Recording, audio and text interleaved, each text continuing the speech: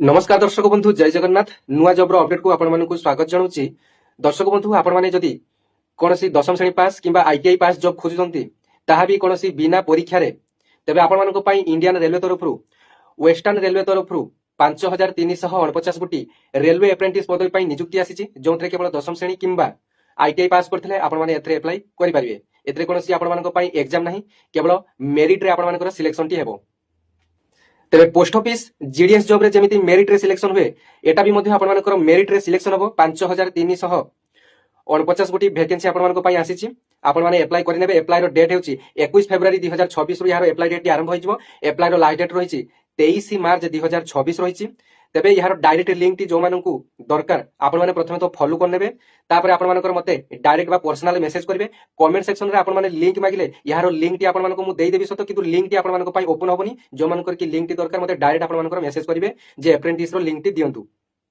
तेबे बहुत पिलांकर डाउट रही जे ही एप्रेंटिस पोस्ट टी गोटे कॉन्ट्रैक्चुअल पोस्ट एटा परमानेंट जॉब नुहे। तेबे देखंतु ए जो एप्रेंटिस पोस्ट टी आपण मानक पई रहिची एटा आपण मानकर रेलवे सहित आपण मानकर गोटे वर्ष आपण माने काम करिवे। सेथरे आपण मानकर मध्ये स्टाइपेंड मध्ये रहिची 10,000 रु 15,000 प्राय 13,000 पाके पाके आपण मानकर स्टाइपेंड आपण मानकू मिली पारे।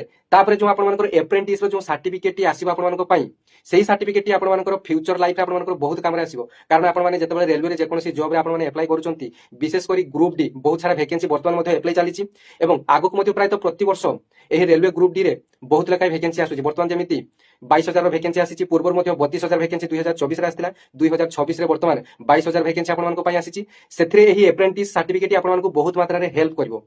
कारण जतबे आपण मानकर नियुक्ति क्षेत्र में आपण मानकर एथरे रिलैक्सेशन आपण मानकू मिलिबो। कम मार्क रखिथिले मध्ये आपण मानकू एथरे सिलेक्शन टी आपण मानकर हेई परिबो। बहुत पिला माने भाबुचंती जे आमे एप्रेंटिस कोर्स काहे की करबा। देखंतु आपण मानकर रेलवे सहित काम करबार अभिज्ञता पाइले पुनी आपण मानकर स्टाइपेंड आकार रे दरमा मध्ये 13,000 15,000 आपण माने पाइले। तापे आपण मानकर जो सर्टिफिकेट टी पाइबे से सर्टिफिकेट आपण मानकर जे कोन से रेलवे जॉब क्षेत्र रे आपण मानकू बहुत ही हेल्पफुल बा हेल्प आपण मानकू करिवो।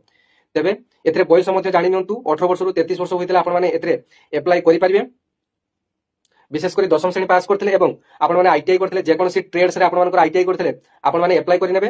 करके लिंक आवश्यक मते डायरेक्ट पर्सनल डायरेक्ट मेसेज करेंगे डीएम करेंगे। मु लिंक टी आपण देदेवी। तेबे एमिति नुआ नुआ जॉब रो अपडेट पाइबा पई आपण माने सर्वप्रथम चैनल टी को फॉलो करनेबे। धन्यवाद। जय जगन्नाथ।